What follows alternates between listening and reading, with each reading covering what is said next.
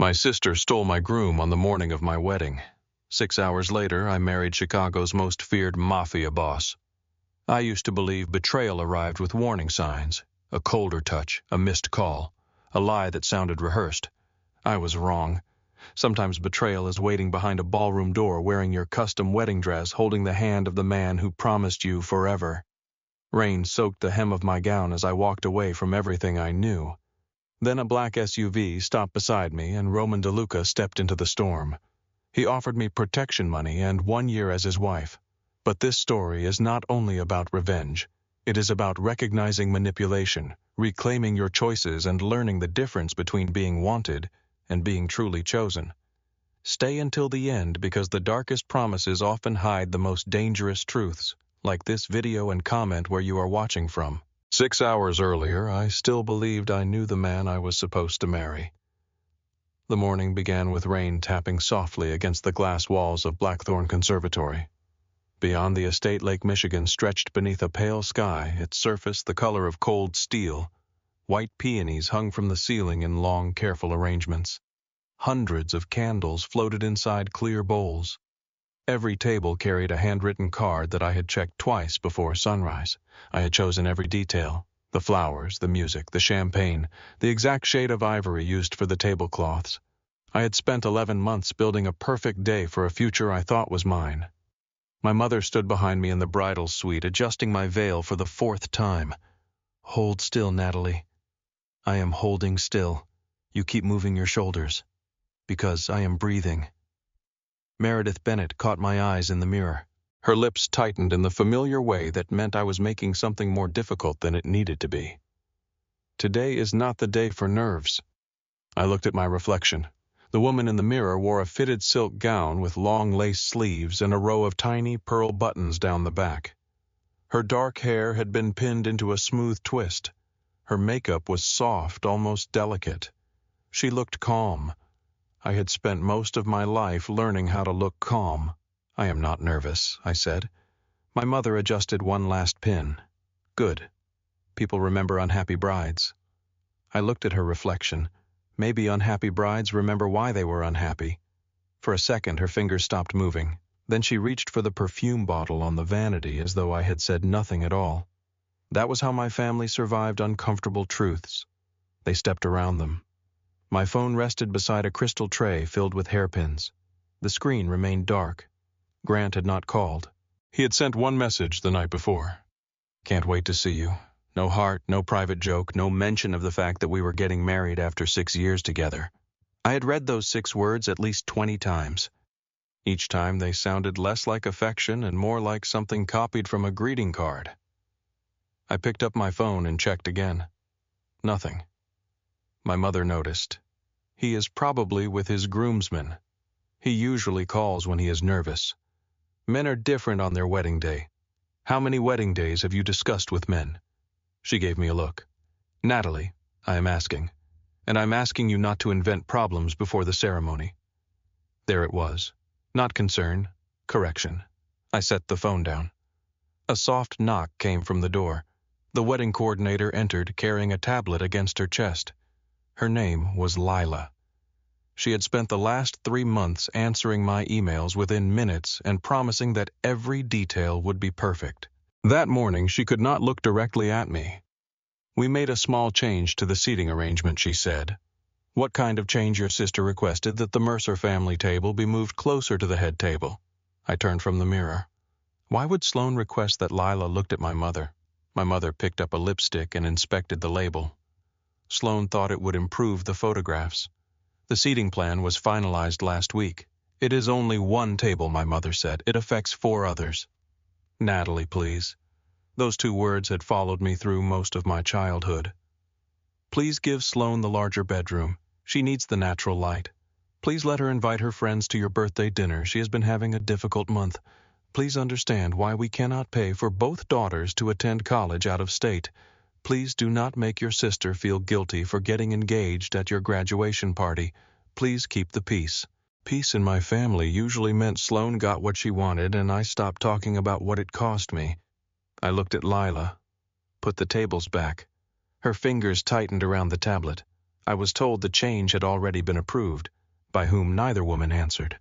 I understood before they said anything. My father, my mother sighed. This is a wedding, not a military operation. It is my wedding. You have made that very clear. The words landed strangely, as though my ownership of the day had become an inconvenience. Lila excused herself. She nearly collided with a florist in the hallway before closing the door behind her. I stared at the white door after she left. Something was wrong. Not one large thing, 100 small ones. Grant's silence. Lila's refusal to look at me. The changed seating chart. My father had not visited the bridal suite even though he had promised to bring coffee at 6. Sloane had not come to see me. That was the strangest part. My sister had never missed an opportunity to enter a room where attention belonged to someone else. I picked up my phone again. This time there was a message. The number was unfamiliar. Do not come downstairs yet. I am sorry. I read it twice, then a third time. My mother sprayed perfume into the air. What is it? I turned the screen toward her. The color drained from her face so quickly that I almost missed it. Almost. Who sent that? I asked. I have no idea. You looked like you did. I looked surprised. No, you looked frightened. She placed the perfume bottle down too carefully. You are imagining things. I called the number. The line rang once, then the call ended. I tried again. This time it went directly to voicemail. My heartbeat began to climb. Where is Sloane? My mother folded her arms. She is somewhere downstairs. Where I do not know. You always know where Sloane is. That is ridiculous. Is it Natalie? Your makeup is finished? Your photographer will be here in 10 minutes. Sit down. The music started below us. Not the soft piano piece chosen for the guest's arrival. The processional. I looked at the clock on the wall. The ceremony was not supposed to begin for another 20 minutes. My mother moved toward the door. Stay here. I stepped in front of her. Why? Because I said so. I stared at her. I was 29 years old, wearing a wedding dress I had paid for with money saved from 6 years of teaching, and my mother was speaking to me as though I were a child about to embarrass her in a restaurant. What is happening downstairs? Nothing you need to deal with right now. The answer was wrong, not because of what she said, because of how quickly she said it. I moved toward the door. She grabbed my wrist, her nails pressed into my skin. Do not go down there. The room became very quiet. I looked at her hand. She released me. Natalie, please. There was that word again. But this time it did not sound like a request. It sounded like fear. I opened the door. The hallway beyond the bridal suite was empty. White roses lined the walls. Framed photographs from both families rested on narrow tables beneath the windows. In one picture, Grant and I stood beside Lake Michigan during our engagement shoot. His arm was around my waist. I was laughing at something he had whispered. I could not remember what it was. My mother followed me into the hallway. Natalie, stop. I kept walking. The music below grew louder. At the end of the corridor, I heard voices behind a closed door. My father's voice came first. You were supposed to tell her before the guests arrived. My mother stopped behind me. Another voice answered. You said she would make a scene. It was Sloane. My hand closed around the door handle. My mother whispered my name.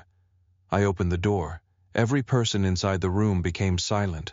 My father stood near the fireplace, still holding his phone. Grant was beside the window in his tuxedo. His bow tie was slightly crooked. He always tied it that way when he was anxious. And Sloane stood in front of the full-length mirror. She was wearing my wedding dress. For several seconds, my mind refused to understand what my eyes were seeing. The lace sleeves, the pearl buttons, the silk train gathered around her feet. My dress had been made for my body.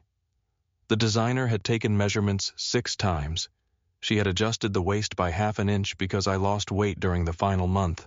Yet the gown fit Sloane perfectly. Not almost perfectly. Perfectly. Her blonde hair had been styled beneath my veil. My earrings hung from her ears.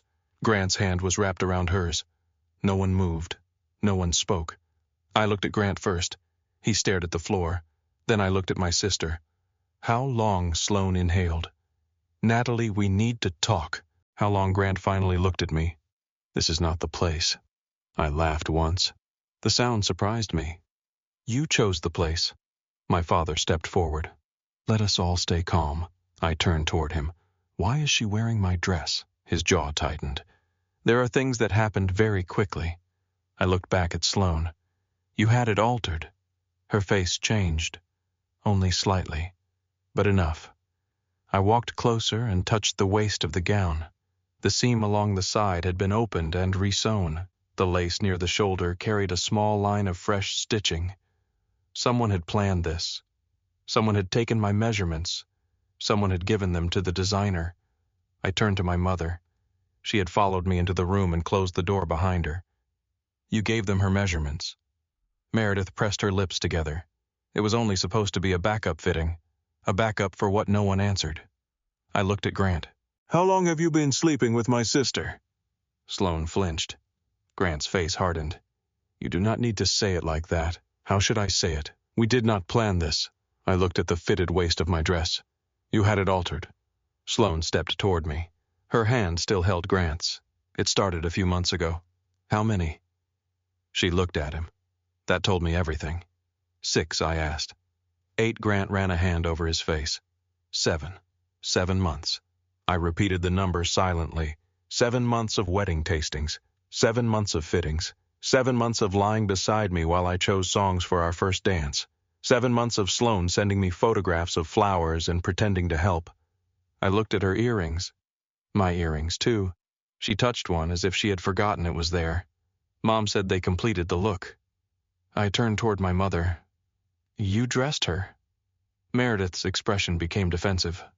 Someone had to make a decision. A decision about what my father spoke. Grant and Sloane came to us last night. I stared at him. Last night. They explained that their feelings had changed. And you decided she should take my place. We had 300 guests arriving. The words were so cold that for a moment they made no sense. 300 guests, as though humiliation became acceptable when enough people had traveled to witness it. Charles continued. Several partners flew in from New York and California. The Mercer family has clients here. Canceling without explanation would create unnecessary attention. I looked at him. So you kept the wedding and replaced the bride. His voice lowered. We are trying to protect everyone. Everyone. Natalie. No. Say their names. You are protecting Grant. You are protecting Sloane. You are protecting your business partners. Who in this room is protecting me? Silence. That was the answer. Sloane let go of Grant's hand and moved closer. I know how this looks. I looked at her. You are wearing my dress at my wedding while holding my fiancé's hand. I think it looks exactly the way it is. Her eyes filled with tears. You always do that. Do what make everything sound crueler than it is. I felt something inside me become still, not numb, clear. I do not make it sound cruel, I said. I make it sound accurate. Grant took a step forward. I never wanted to hurt you. Then you failed with remarkable commitment. He looked away. Sloane folded her arms across the front of my dress. I did not steal him. No, you cannot steal a person who does not want to stay. The sentence hit hard because part of it was true. Grant had chosen this. He had chosen her. But Sloane had also chosen to stand beside me for months while knowing exactly what she was taking. I looked at him. Did you ever intend to marry me? His expression softened in a way I once would have mistaken for tenderness. I cared about you. That was not my question. We were good together for a long time. Was that before or after you started sleeping with my sister? He exhaled. You planned every part of our life before I had room to understand whether it was what I wanted. I stared at him. The apartment. You chose it. You sent me the listing, the wedding. You wanted something large. Your mother gave us the guest list. You made everything feel settled. I looked at Sloane, standing in the gown I had designed. So your solution was to follow my plan with a different bride. Grant did not answer. My father checked the time. The movement was small. It was also the cruelest thing he had done so far. He was timing my heartbreak. The guests are seated, he said. We need to decide how to handle this. I turned toward him. You already decided. Charles straightened his shoulders. We are asking you to leave through the garden entrance. The car can take you home. We will tell the guests that the ceremony changed because of a private family matter. I looked at each face in the room. Grant appeared ashamed. Sloane appeared defensive. My mother appeared frightened of the scandal. My father appeared impatient. Not one of them looked shocked by what they had done. This was not a crisis to them. It was an inconvenience. I walked toward the ballroom doors. My mother moved in front of me. "What are you doing? Introducing the bride." Her eyes widened. "Do not be childish. Move." "Natalie, think about the family." I looked at her. "I have thought about this family my entire life." My father came closer. A public scene could damage several pending deals. "Then perhaps Grant should have considered that before having an affair with your daughter. They are both my daughters." "No. Today you made that distinction very clear." Sloane's voice cracked. "You think I wanted it to happen this way?" I turned toward her. "You wore my dress." Her mouth opened.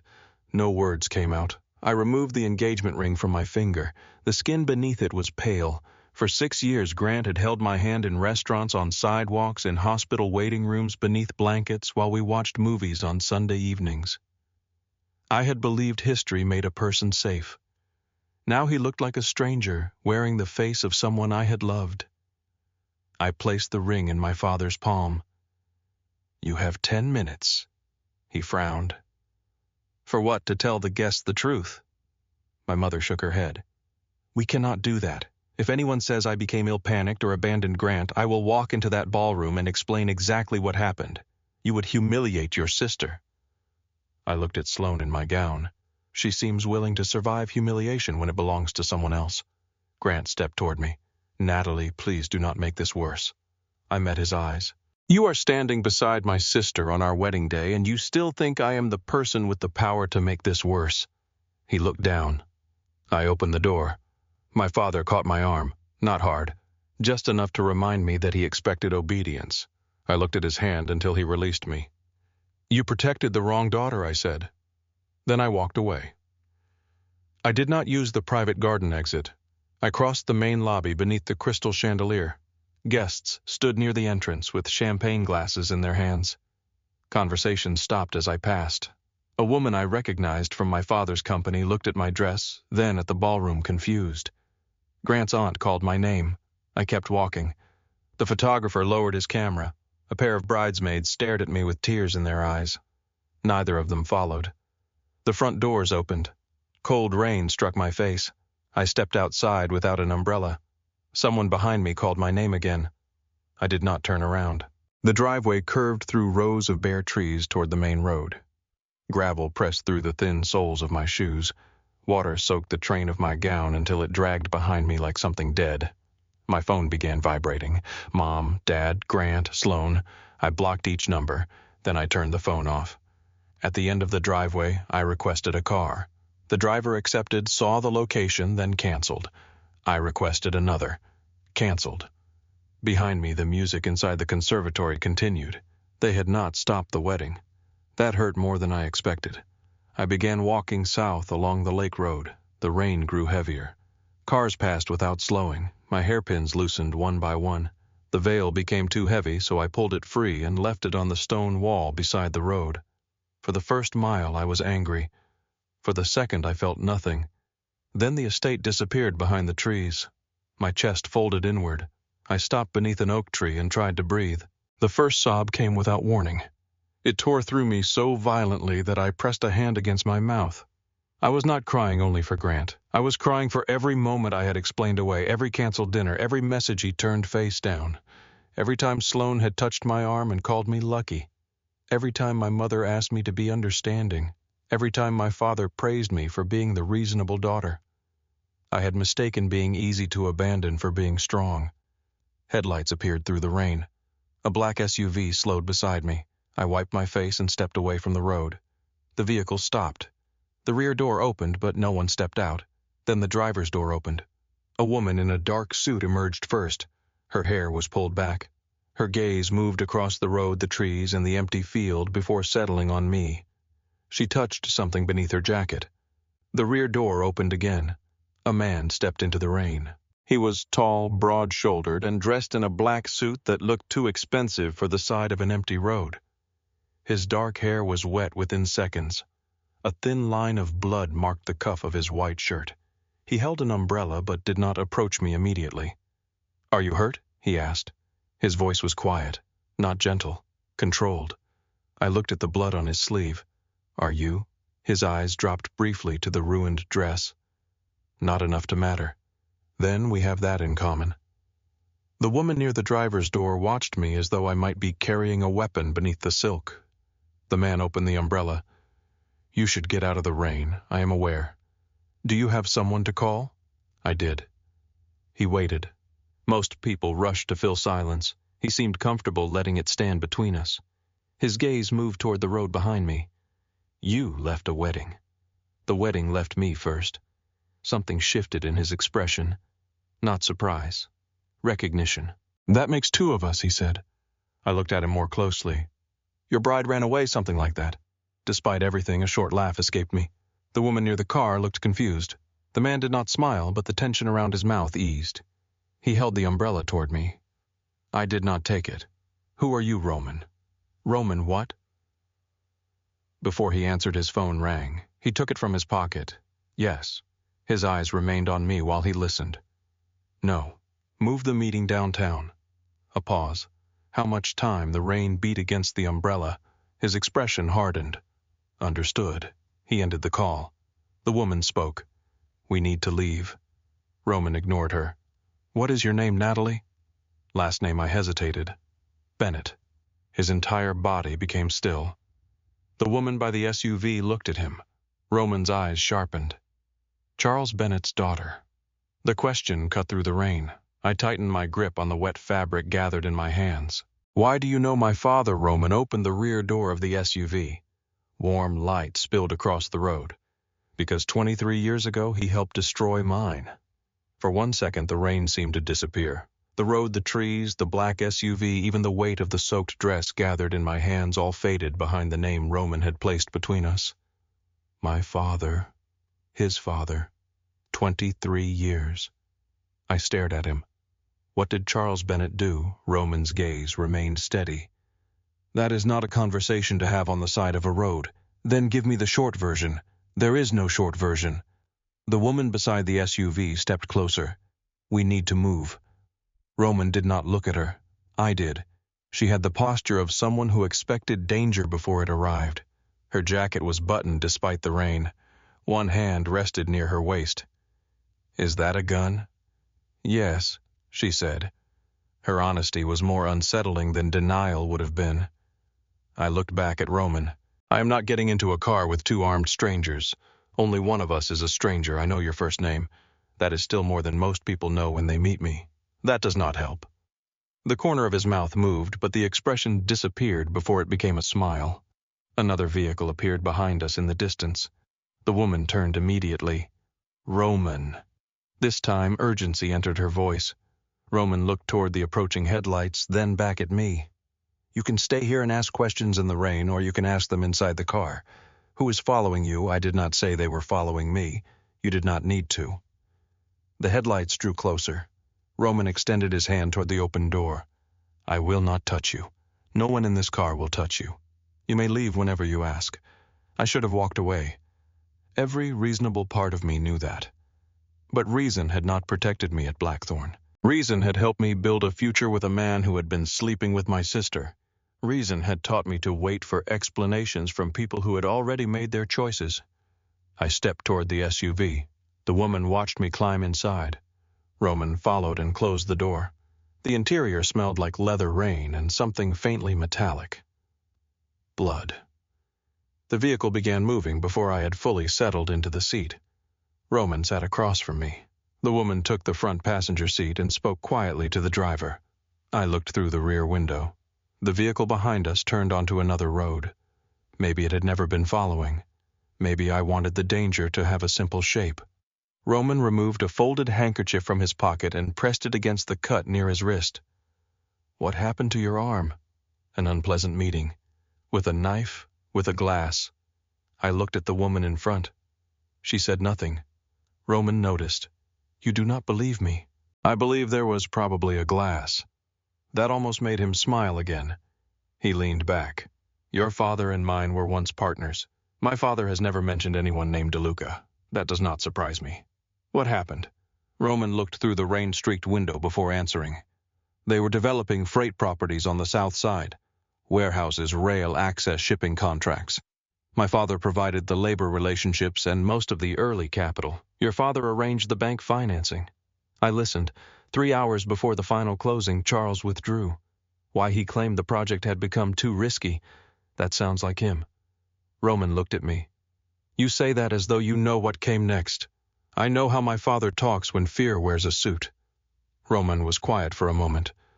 Your father did not simply withdraw. He transferred the land options to another group. That group belonged to the Kane family. The name meant nothing to me then. Who are they people your father should not have trusted? And your father lost the project. He lost more than the project. Roman's voice changed. Not much, but enough to tell me the rest still lived close to the surface. He lost money, allies, authority. Men who had followed him for years decided weakness was contagious. I looked at the blood soaking through the handkerchief. What happened to him? He survived the financial loss. That was not an answer. Roman continued. 2 years later, he was killed outside a restaurant in River North. The car seemed smaller. I am sorry.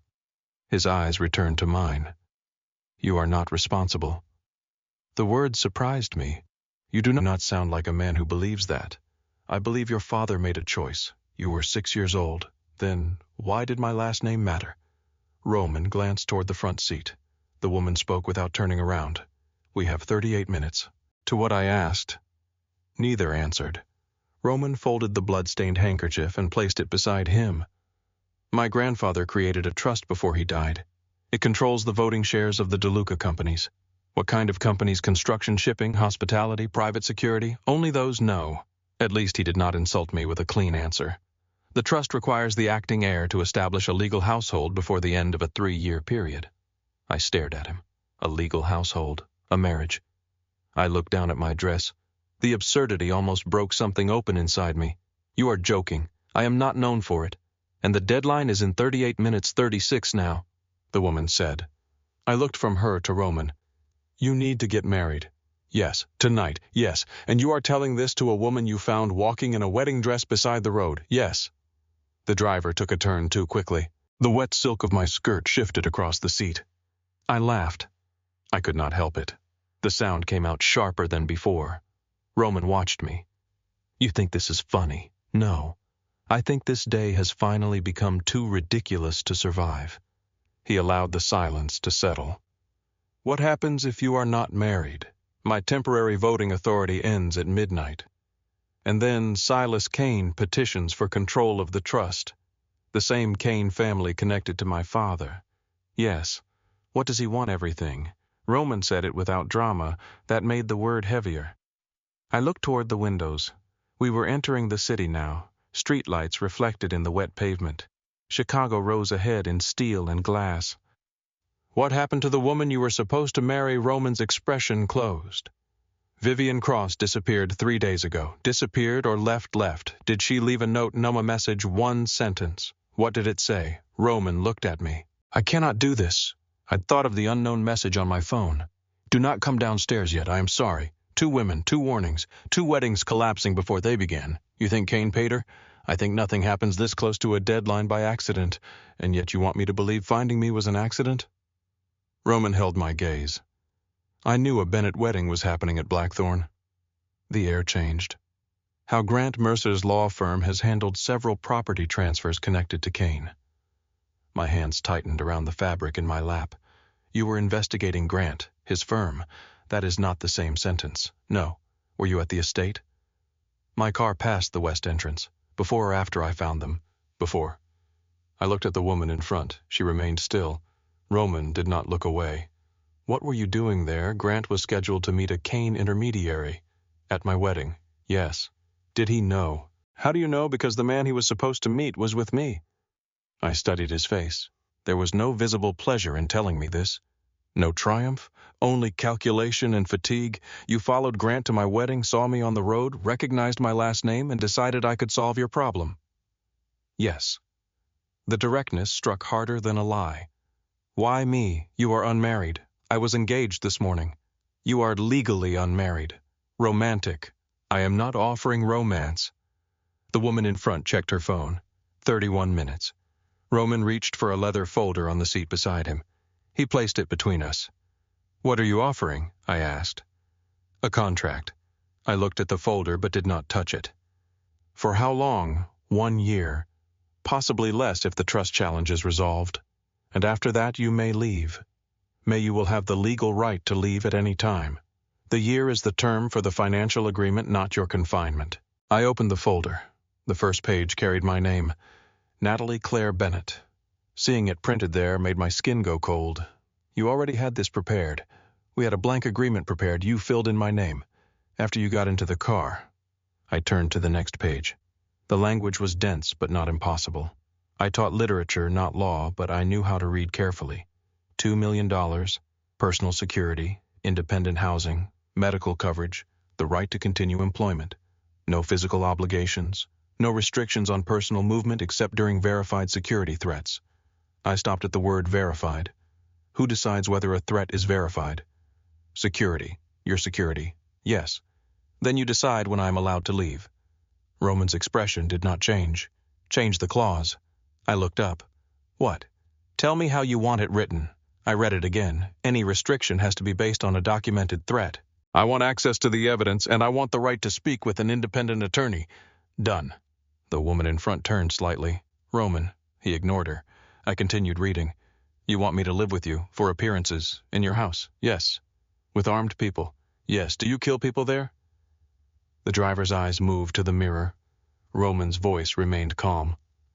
No. That was fast, because the answer is simple. Do you kill people somewhere else? Silence filled the car. I looked at him. He looked back. That answer is not simple, he said. At least he was honest. I closed the folder. No. The woman in front exhaled through her nose. Roman did not move. No to the marriage or no to the current terms? Both. Why, I stared at him. Because I was betrayed by 4 people I trusted less than an hour ago.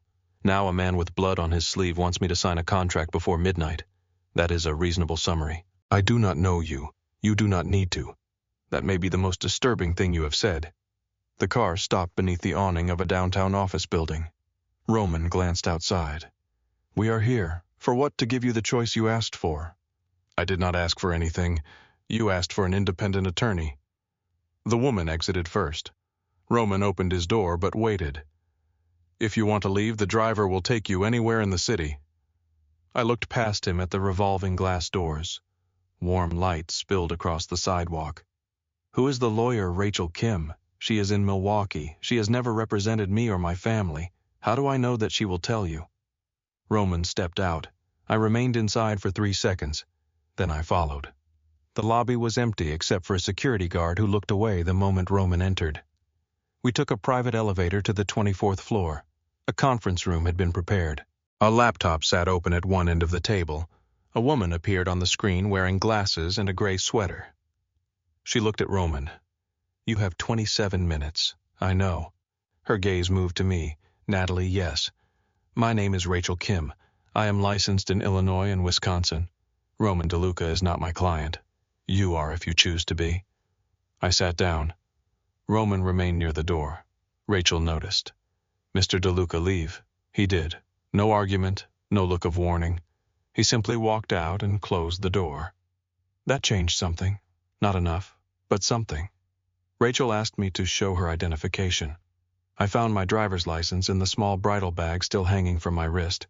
She reviewed the contract while I sat beneath fluorescent lights in my wet wedding dress. Outside the glass wall, Roman spoke quietly with the woman from the car. Rachel read quickly. The financial terms are favorable, she said. To me, very. Why? Because he is desperate. I appreciated her answer. What is the danger? She removed her glasses. Roman DeLuca is connected to organized crime. Connected. That is the word used in public records. And privately, she looked at me carefully. Privately, people avoid using his name unless they have a reason. I looked through the glass. Roman stood with his back to the room. Men moved around him without being told where to go. Can he force me to stay? Not under this contract. Can the contract protect me from his enemies? No contract can do that. Then what does it protect? Your money, your legal rights, your ability to leave. It gives you evidence of the agreement if he attempts to change the terms. I looked at the document. Would you sign it? Rachel paused. No. The answer did not surprise me, but she continued, I have not had your day. I looked down at the ruined lace sleeve. Do you think I am making this decision because I am upset? Yes. That sounds like a reason not to do it. It is a reason to be honest about why you are doing it. I thought of Blackthorn, my father holding out his hand as if my ring were a problem he needed to remove. My mother dressing Sloane in my gown, Grant telling me I had planned too much of our future. I had spent years choosing what would keep everyone else comfortable. This was reckless, dangerous, possibly unforgivable. It was also mine. I want changes, I said. Rachel put her glasses back on. Tell me. I want the money placed in an account only I control before the marriage is filed, she typed. I want the right to keep teaching. That is already included. I want it stronger. He cannot pressure the school to fire me or force me to resign. She nodded. I want full disclosure of any threat involving me or my family. Your family, too. I thought of Sloane in my dress. Yes. I hated that the answer was still yes. I want independent transportation. My own phone, my own attorney. No physical contact without consent. Rachel looked through the glass at Roman. He agreed to that clause before you arrived. I looked at him too. He was still facing away. And I want one more thing, what I swallowed. I want it written that my name cannot be used to punish my father. Rachel studied me. That will require specific language. Write it. She did. When she finished, she called Roman back into the room. He entered with the woman. Rachel read each change aloud. Roman agreed to everyone. No negotiation, no hesitation. That frightened me more than resistance would have. Rachel asked whether I wanted more time. I looked at the clock. 12 minutes remained. Time had become another person in the room. Roman placed a pen on the table but did not push it toward me. You can still leave. I looked up at him. Stop offering me exits. His gaze sharpened. I know where the doors are. The woman beside him watched me differently now. Not with trust, with interest. I picked up the pen. My hand did not shake. I signed the contract. Roman signed after me. The moment his name touched the paper, the room seemed to close around us. Rachel remained on the screen. Natalie, I need you to say clearly that you are entering this agreement voluntarily. I looked at Roman. He did not move. Yes, I said, I am entering voluntarily. Roman's attorney entered carrying a second folder. The judge is ready. We moved into a smaller room overlooking the river. The city below shone beneath the rain. Cars crossed the bridges in narrow lines of red and white. A judge stood behind a conference table. I remained in my wet dress. Roman stood beside me. Someone offered me a towel. I refused it. The judge began reading. The words passed over me in fragments. Legal union, mutual consent, binding under Illinois law. Roman leaned slightly toward me. This is the last moment when walking away costs you nothing. I looked at the torn lace near my wrist. Walking away already cost me everything. The judge asked for my name, Natalie Claire Bennett. He asked whether I took Roman Alessandro DeLuca as my lawful husband. Roman watched me. Not possessively, not warmly, carefully. I do. The judge asked Roman the same question. I do. We signed. Roman's attorney photographed the certificate and began the electronic filing. The woman from the car received a message. She stepped toward Roman. Kane knows. Roman's face hardened. How, we do not know yet. I looked between them. What does he know that the ceremony happened? Roman said. How long until the filing is complete? His attorney answered. 4 minutes, 4 minutes. I had been married for less than 60 seconds, and someone already wanted the marriage destroyed. The attorney refreshed the screen. Once, twice. The room waited. Then a confirmation number appeared. Roman exhaled. The woman beside him touched the device in her ear. There is a vehicle across the street, registered to a Kane security company. I moved toward the window. Roman stepped in front of me.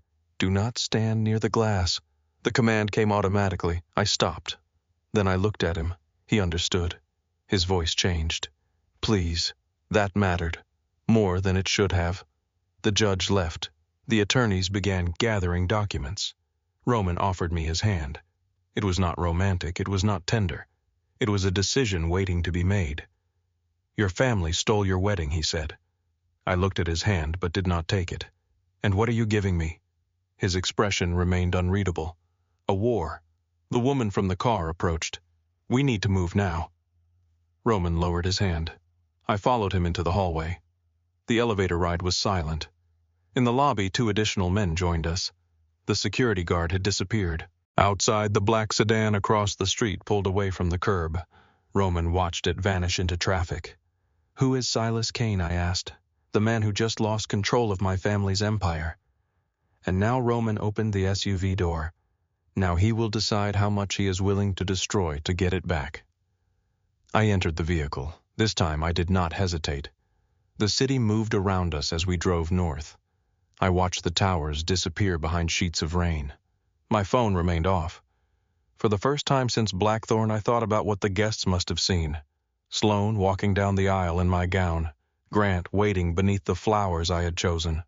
My parents sitting in the front row as if replacing a daughter were an adjustment to the program. I wondered whether the ceremony had continued after I left. I wondered whether anyone had objected. I wondered who had sent the warning. Roman sat across from me reading messages on a secure phone. "What happens now?" I asked. "You come to my house? For appearances? For security?" "That sounds like one of the clauses I changed. It is based on a documented threat." He turned the phone toward me. A photograph filled the screen. It showed Roman and me entering the office building less than an hour earlier. The angle had been taken from across the street. Beneath it was a message. "A Bennett bride in a DeLuca car. Your father would be proud." My skin went cold. "Who sent that A number connected to Kane? You said you would disclose every threat. I am disclosing it." I looked at the photograph again. The person who took it had been close enough to see the mud on my dress. Roman took the phone back. "You can still request separate housing. Would it be safe? No. Then why offer it? Because the choice remains yours even when one option is worse." I looked at him. That answer settled somewhere deeper than I wanted it to. The SUV turned through iron gates near the lake. Beyond them stood a stone mansion surrounded by winter trees and low security lights. Cameras followed the vehicle along the drive. Men in dark coats waited beneath the entrance canopy. No one smiled when Roman stepped out. They straightened. The woman from the car came around to my side and opened the door. "I am Elena Cruz," she said. "You waited until now to tell me. You never asked." I stepped onto the stone pavement. Elena glanced at my dress. "You need dry clothes. I need answers. You married the right man for those. I am not sure anyone has ever said that about Roman DeLuca." Elena's expression almost changed. "Not often." Inside the mansion was quieter than I expected. No gold statues, no loud music, no men drinking beside piles of cash. Dark wood lined the walls. Old photographs rested on shelves. The windows facing the lake were tall and thick. Reinforced glass.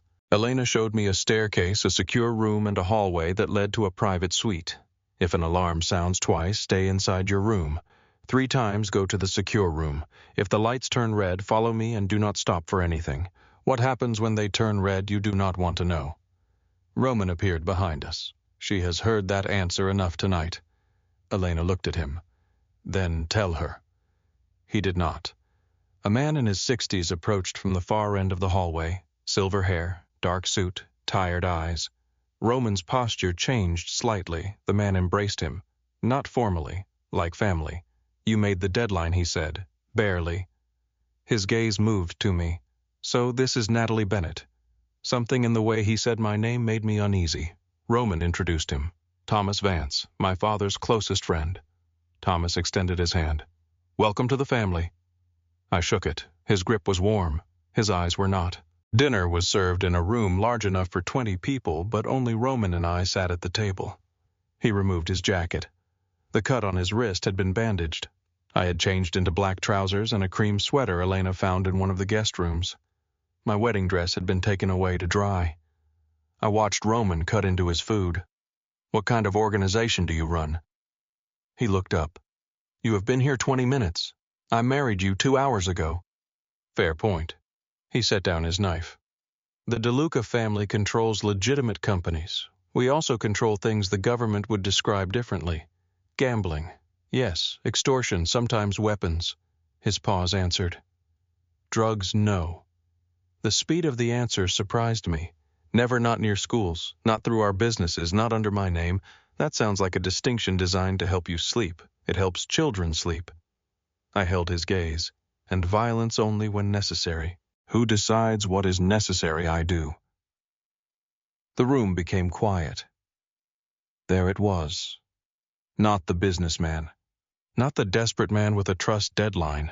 The person people feared. I should have felt only horror. Instead, I noticed something else. He had not asked me to pretend.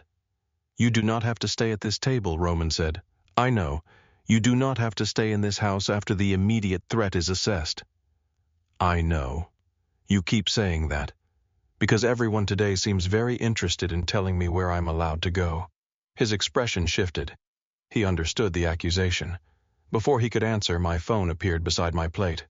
Elena had turned it on. The screen filled with missed calls. 43. My mother, my father, Grant, Sloan. Unknown numbers. Then a new call appeared. Meredith Bennett. I answered. For several seconds, neither of us spoke. My mother broke first. Natalie, where are you at dinner? Do not do this. Do what? Make me ask questions when you know what I mean. I looked across the table at Roman. He listened without pretending not to. The ceremony became a disaster after you left, my mother said. Did a guest found out? How someone saw Sloan in your dress before we could explain. You mean before you could lie? Natalie, did they get married? A pause. Yes. The answer did not hurt the way I expected.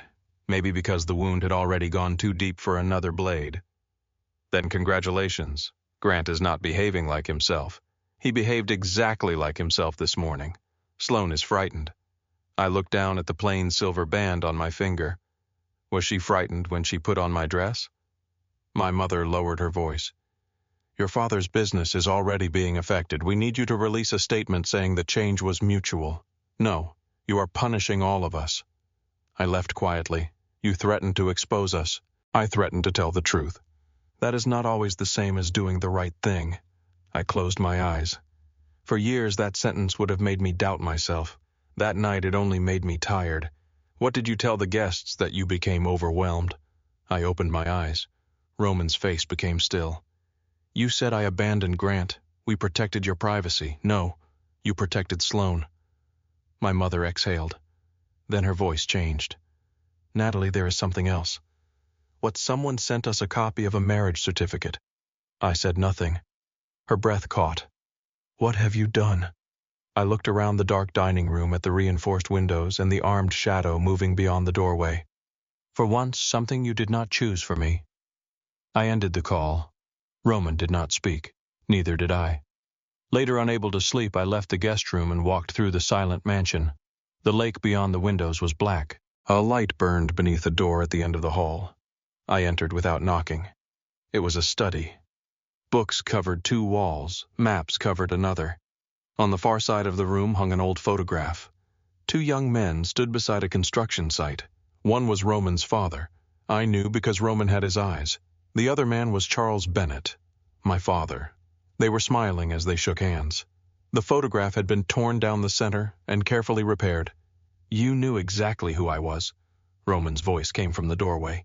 Yes. I did not turn around. Did you marry me to save your empire? Yes. I faced him. Did you marry me because my name made the arrangement useful? Yes. The third question was harder. Did you marry me to punish my father? Roman stood beneath the doorway light. He did not answer quickly enough, and in that silence I understood that the contract I had signed contained every protection except the one I needed most. A guarantee that I had not escaped one family only to become a weapon in another. Roman closed the study door behind him. The lock clicked softly. In another room somewhere beyond the dark hallway, a clock marked the passing seconds. The lake pressed against the windows like a sheet of black glass. I waited for him to answer. He moved toward the photograph but stopped several feet away from me. When I saw you on that road, I knew your name could help me. The truth came without apology. I folded my arms. That was not what I asked. No. Did you marry me to punish my father? Roman looked at the repaired tear running through the photograph. I thought Charles Bennett seeing his daughter become a DeLuca would mean something. My throat tightened. To him or to you both? I turned away. The bookshelves blurred in front of me, though my eyes were dry. I had promised myself that no one would ever make a decision for me again. Less than one day later, I had married a man who had looked at my humiliation and seen political value. Roman spoke behind me. But punishment was not why I made the offer, it was only a benefit. His silence confirmed it. I faced him again. You keep telling the truth after it becomes impossible to hide. I told you your name mattered. You did not tell me that carrying it into your house would place me inside a dead man's revenge. Roman's jaw tightened. My father has been dead for 21 years. That does not mean you stopped talking to him. Something moved across his face. Pain quickly controlled. I stepped closer to the photograph. What exactly did my father do? Roman rested both hands on the edge of his desk. The project was supposed to transform 6 freight properties near the river.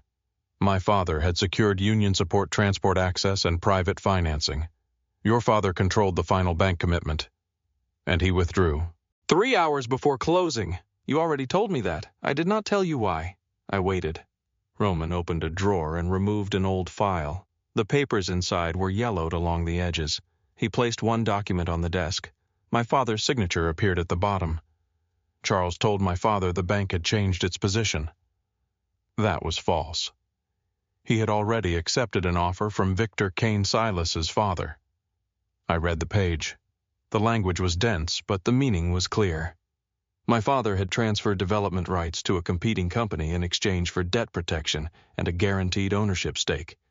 He chose the safer deal, I said. He chose himself. Roman's voice remained controlled, but his fingers pressed hard against the desk. Within 48 hours, my father lost the land, the financing, and the confidence of men who had built their lives around him. 2 of his captains switched sides. One of them arranged his murder. I looked at the photograph again. The 2 men smiling beside unfinished buildings. Partners before one decided the other was expendable. Did my father know your father would be killed? I do not know. Have you ever asked him? No. Why Roman lifted his eyes to mine? Because I was afraid he would say yes. That answer silenced me. He walked toward the window. The dark outline of his reflection appeared in the glass. I spent years imagining what I would do if Charles Bennett entered this house. I imagined every confession he might give me, every lie, every excuse. And then his daughter arrived instead. Yes. Convenient? No. He turned. Nothing about you has been convenient. I almost laughed. You knew me for 3 hours. I knew you had walked away from a family willing to replace you in front of 300 people. I knew you read every clause while the clock was running out. I knew you demanded protection for the same people who had just betrayed you. His gaze held mine. And I knew you did not lower your eyes when you realized what I was. I hated that part of me heard the respect in his voice. I hated that another part wanted it. You do not get to turn observation into innocence. I am not innocent. The words settled between us. Roman did not pretend to be good. Grant had spent years pretending. My family had built entire lives around pretending. Roman stood in front of me and admitted exactly where the darkness began. That did not make him safe. It only made him harder to dismiss. I will honor the contract, I said. He nodded once. But I will not be used as a message to my father. You will not be. And I will not sit in this house while strangers discuss threats against me. I agreed to disclose them. After you decide what matters. That is how security works. That is how control works. His expression hardened. You were photographed before the marriage certificate was filed. Kane knew where you were within minutes. This is not a disagreement about freedom. No, it is a disagreement about whether fear gives you the right to make every decision. Roman stepped closer. If I make the wrong decision, you could die. If you make all of them for me, then the woman who signed that contract disappears anyway. He stopped. The room became very quiet. I watched him understand, not agree. Understand, what do you want, he asked. A seat at every meeting where my name is discussed. That is not possible, then neither is this marriage. His eyes narrowed. You would leave tonight. If the contract means I become furniture, yes. You have no idea what happens in those meetings. Then teach me. Roman looked at me for a long time. Finally, he walked to the door and opened it. 7 tomorrow morning. What, the first meeting?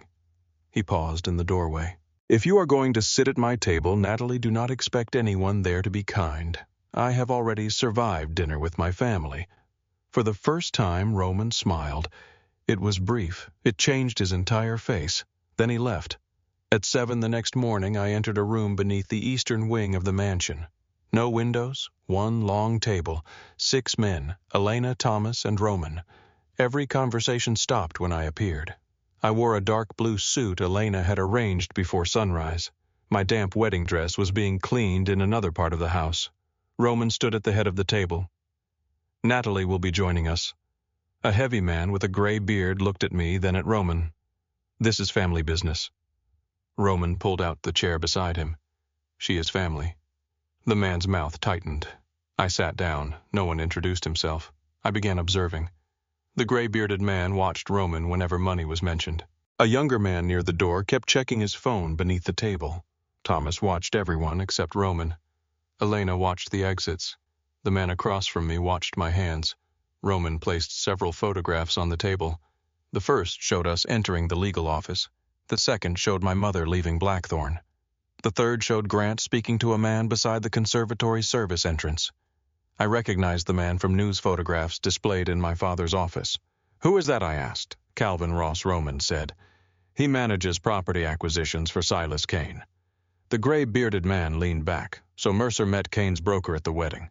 He was supposed to, Elena said. Ross left before Mercer reached him. Because Roman intercepted him, I said. Everyone looked at me. Roman did not correct me. Thomas placed a document on the table. Silas filed a petition at 6 this morning. He is challenging the marriage and requesting temporary control of the trust. The younger man laughed softly. On what grounds, fraud? Thomas turned several pages toward Roman. He claims Natalie was selected in advance because of her father's history with Marco. I read the first paragraph. My name appeared 13 times. The petition described me as a financially motivated participant in a staged ceremony. It included the payment terms from the contract, the photograph of Roman's vehicle near Blackthorn, and records connecting Grant's law firm to Kane Properties. It even included the date of my final wedding dress fitting. I felt cold. How did he get the contract? No one answered. I looked around the table. Only the people in this room knew the terms. The gray-bearded man looked offended. Careful. I am being careful. Roman took the petition from me. Silas is constructing a timeline. He is arranging the truth in the wrong order, I said. Thomas looked at me. What do you mean he does not need to prove Roman created the betrayal? He only needs people to believe Roman knew it would happen. I pointed to the photographs. Grant worked with Kane. Roman's vehicle was near the estate. My father betrayed Roman's father. Then Roman married me hours later. The younger man stopped checking his phone. From the outside, it looks planned. Exactly. The gray-bearded man looked at Roman. Was it? Elena's hand moved slightly beneath the table. Roman remained still. No. The man held his gaze, then looked away. I turned to Thomas. Who benefits if the trustees believe the marriage is false? Silas gains temporary voting authority. And how many votes does he already control? 4. How many does he need? 6. Who has not chosen a side? Thomas and Roman exchanged a look. Arthur Bell Roman said. And Eleanor Price. Can Kane win without them? No. Then he is not trying to prove the marriage is false to a judge. He is trying to make remaining neutral feel dangerous. The room changed. Not dramatically, but several men looked at me instead of through me. Roman noticed. A man entered and whispered to Elena. She left immediately. The meeting continued for another hour. By the end, I understood that the DeLuca organization was not a single business. It was a network held together by contracts, favors, fear, and memory. Roman controlled shipping terminals, construction crews, clubs, and private security firms. Some operations were legal, others existed in the space between law and power. Silas did not need to destroy all of it. He only needed enough men to doubt Roman at the same time. When the meeting ended, Roman asked me to stay. Thomas remained near the door. Elena returned, carrying a tablet. We found the first leak, she said. A photograph appeared on the screen.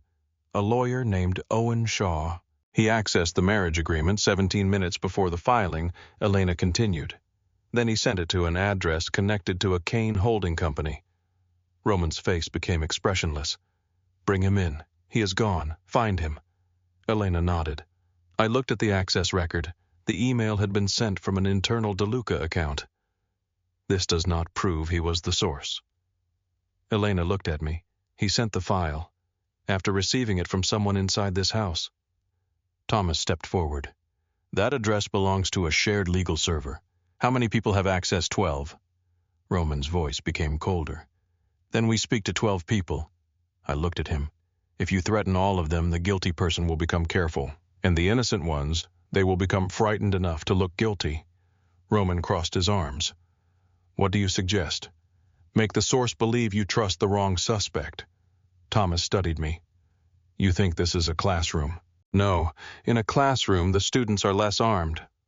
Elena looked away, but not before I saw the edge of a smile.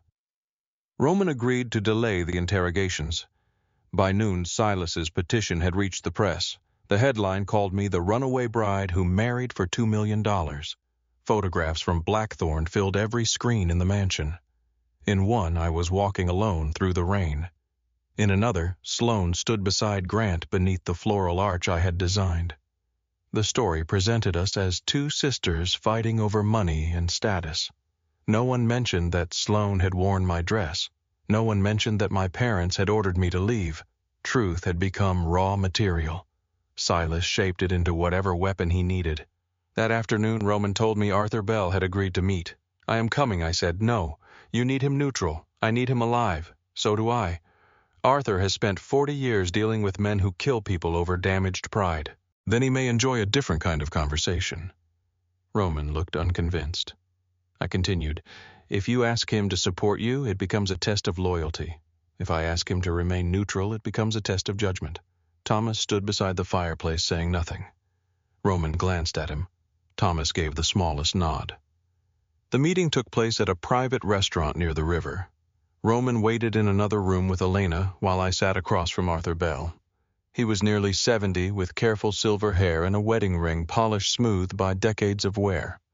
A photograph of his wife rested inside his wallet when he opened it to retrieve a business card.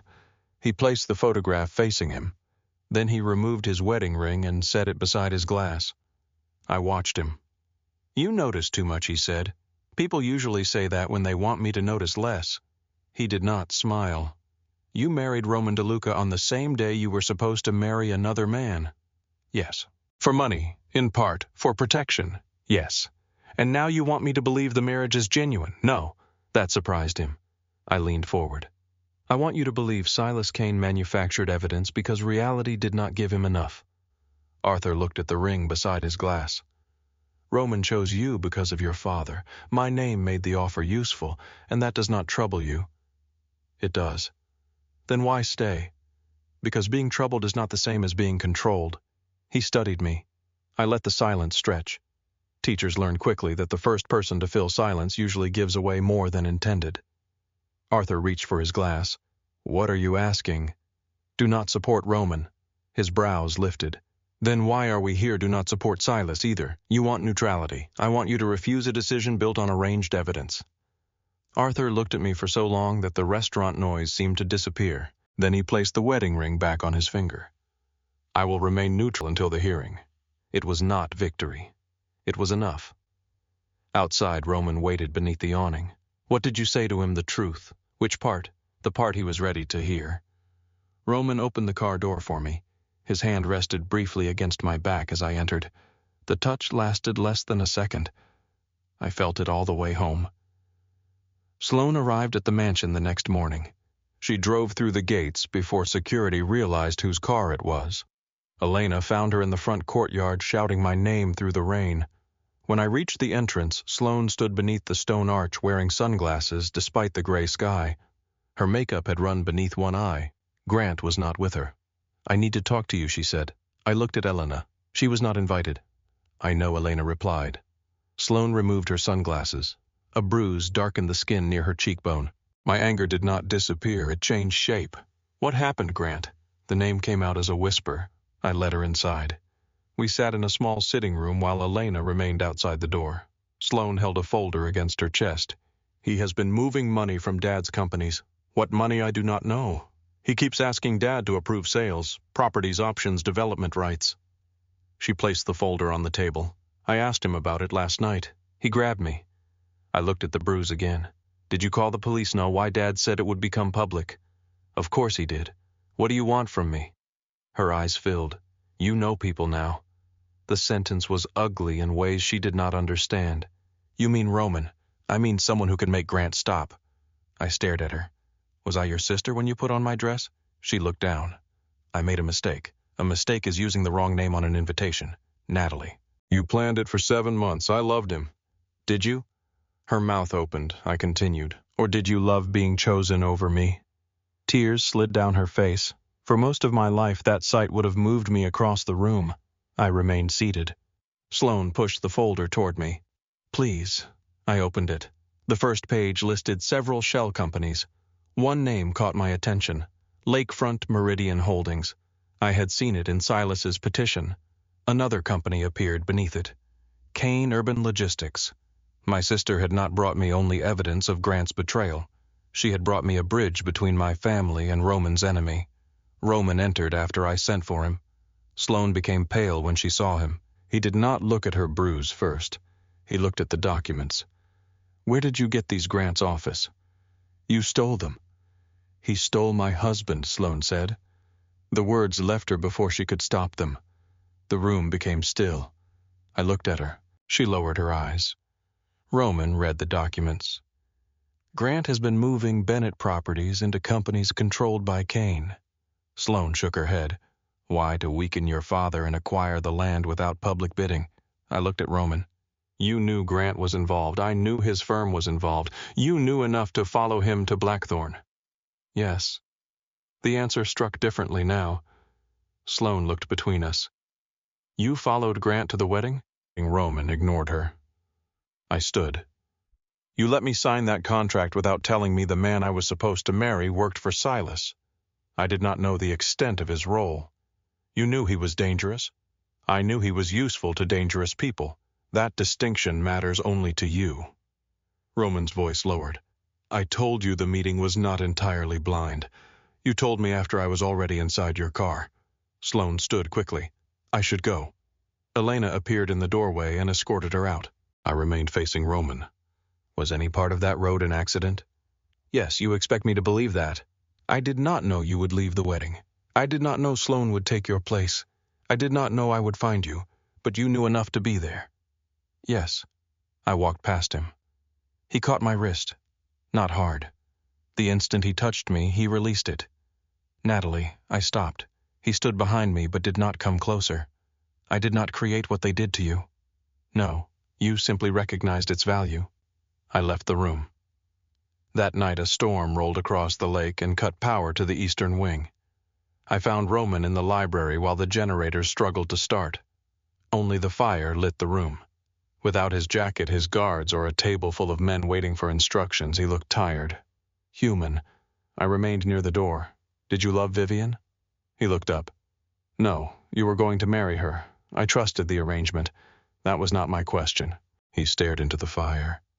I chose someone I believed would never have enough power to hurt me. How did that work out? A quiet laugh left him. The first I had heard. It disappeared quickly. He looked at me. Did you love Grant? I sat in the chair opposite him. I loved the person I kept believing he would become. The fire cracked between us. Roman rested his hand on the table. Mine was only inches away. Neither of us moved. The lights returned. The moment vanished. Elena entered, carrying her phone. Her expression erased the quiet from the room. We confirmed the surveillance. Roman stood. How long since yesterday morning? 2 men followed Natalie to the restaurant, and another vehicle was outside the school. Roman looked at me. You are not returning to work. I stood slowly. That is not your decision. It is now. No. Kane is watching the school. Then increase security. You will stay here. I felt the old walls closing around me. My father blocking the ballroom. My mother telling me to remain upstairs. every command dressed as protection. "You do not understand what Cain will do to reach me," Roman said. "And you do not understand what happens when a man calls control protection." The word struck him. I saw it. Roman looked toward Elena. "Double the team. No visible weapons inside school grounds." Then he looked back at me. "You share your location at all times. I will share it with Elena." Fine. It was not agreement. It was compromise. An hour later, alone in my room, I received a message from an unknown encrypted number. My first instinct was to call Elena. Then I read it. "My name is Noah Price. I worked for Silas Cain. I can prove he paid Vivian Cross to leave Roman. I can prove Grant Mercer transferred Bennett assets for him. Someone inside the DeLuca house has been feeding Cain information for years. Silas plans to end your marriage before the trust hearing." I read the message twice. A second message appeared. "I will speak only to you." The address belonged to an underground parking structure near the river. The meeting time was 8 the next morning. I forwarded the location to a private account and scheduled a message to Elena in case I did not cancel it by 9. Then I deleted the conversation from the phone Roman's security team monitored. At 7:30 the next morning, I left the mansion wearing the clothes I normally wore to school. The driver believed he was taking me to Oak Park. At a red light downtown, I opened the door and stepped into the crowd. 20 minutes later, I entered the underground structure alone. The air smelled of concrete oil and cold metal. My footsteps echoed between empty rows of cars. A man emerged from behind a pillar. He was thin, nervous, and holding a flash drive between 2 fingers. Before I could ask whether he was Noah Price, he looked past me toward the entrance. Then he said the words that made the entire DeLuca empire feel suddenly hollow. "Mrs. DeLuca, your husband's most loyal man has been lying to him since before you met." The man held the flash drive between 2 fingers as if it could burn him. I did not move. "Who are you talking about?" His eyes shifted toward the concrete ramp behind me. "Not here. You asked me to come here. I asked you to come alone." I did. That does not mean Cain did. The garage was nearly empty. A gray sedan sat 2 rows away. A maintenance cart stood beside the elevators. Water dripped from a pipe somewhere in the darkness. The man stepped closer. He was younger than I expected, perhaps 35, with a narrow face and a bruise fading along his jaw. "Noah Price?" I asked. He nodded. "Then say the name." He swallowed. "Thomas Vance." The answer landed without sound. Thomas, who had stood beside Roman in the meeting room. Thomas, who had called him family. Thomas, who had served Roman's father and helped raise Roman after Marco died. That is impossible.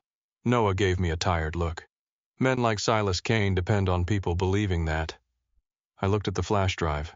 What is on it? Payments, security schedules, copies of trust documents, messages between Cain and Grant Mercer, records connected to Vivian Cross, and Thomas. His payments are hidden under the name Shepherd. I remembered Thomas standing near the study door while Roman showed me the photograph of our fathers. His eyes had been warm when he welcomed me. His eyes had also avoided Roman during the first strategy meeting. How long years? My stomach tightened. Why would he do it, I do not know. Cain never told me. I only moved the money. A vehicle entered the garage above us. Its engine echoed down the concrete ramp. Noah looked toward the sound. "We need to leave. You said Cain planned to end the marriage. He does." How I saw an order for a retrieval team. Retrieval. They were told to take you alive if possible. The phrase "if possible" hollowed the air around me. And Roman, they are planning to stop his convoy before the hearing. How, I do not know. Cain separates information. No one sees the full plan. Another engine followed the first. Noah grabbed my arm. "Move." I pulled away. "Do not touch me." His hand dropped. Headlights swept across the ceiling. A dark vehicle turned onto our level. Then another appeared at the opposite entrance. Noah's face changed. They found us. The first vehicle stopped 20 yards away. 2 men stepped out. One wore a city maintenance jacket. The other carried a black bag. Neither man looked around the garage the way a worker would. They looked directly at us. Noah moved behind a pillar. I followed. "Is there another exit?" I whispered. "Stairs near the east wall." The second vehicle blocked the path. One of the approaching men touched his left ear. No visible radio, no badge. The man in the maintenance jacket wore polished black shoes without a mark of dirt. I remembered telling my students that people always reveal the part of the story they forgot to prepare. I looked toward the red fire alarm mounted beside the elevator. Noah saw what I was thinking. That will lock the doors. It will also bring attention. It may bring no one. The men separated. One moved toward our left. The other moved toward the right. I took out my phone. No signal. The concrete walls were too thick. The scheduled message to Elena would not send from underground. We had less than a minute. I stepped from behind the pillar. Noah grabbed my sleeve. "What are you doing giving them something to watch?" I walked toward the elevator. The man in the maintenance jacket raised one hand. "Mrs. DeLuca." He knew my face, my name. I kept walking. "We need to speak with you." "I am late for work." "This will only take a minute. I teach teenagers. I know a lie when it arrives dressed as reassurance." His expression hardened. The second man moved behind me. I reached the wall and pulled the fire alarm. A violent bell exploded through the garage. Red lights flashed along the ceiling. The ventilation system roared to life. Metal gates began descending over the vehicle exits. The men ran. I threw the emergency case against the elevator button and pressed every floor. The doors opened. Noah and I rushed inside. Before the doors closed, the man with the polished shoes reached us. He pushed his arm between the panels. The doors opened again. He grabbed Noah by the collar and pulled him into the garage. Noah struck the concrete. The flash drive slid beneath a parked car. I stepped forward and drove the heel of my shoe into the attacker's knee. He cursed and turned toward me. The maintenance worker caught my wrist. Pain shot up my arm. "Do not make this difficult." I looked at his face. A faint scar crossed his chin. His right shoulder sat lower than his left. I twisted toward the weaker side and pulled the fire extinguisher from the wall. The metal canister struck his forearm. He released me. I pressed the handle. White powder exploded between us. The garage disappeared inside a cloud. Noah shouted. A gunshot cracked through the noise.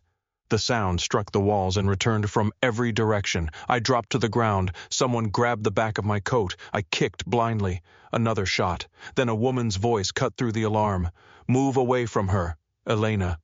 3 more shots followed. The hand on my coat disappeared. Strong arms pulled me behind a concrete barrier. Elena crouched beside me, weapon raised. "Are you hit? I do not think so." "Check." I touched my chest, stomach, and legs. No blood. Across the garage, Noah lay beside the elevator. Blood spread across his shirt near his shoulder. "He is alive," I said. Elena spoke into the device at her collar. "Medic, East Level. 1 civilian wounded." The man in the maintenance jacket tried to crawl toward the vehicle. Elena crossed the space and pressed her foot against his hand before he reached the gun lying near the tire. He looked up at her. She pointed her weapon at his face. "Try again." He stopped moving. The second attacker was already dead. The bullet had entered beneath his jaw. I looked away. The white powder settled over the floor like snow.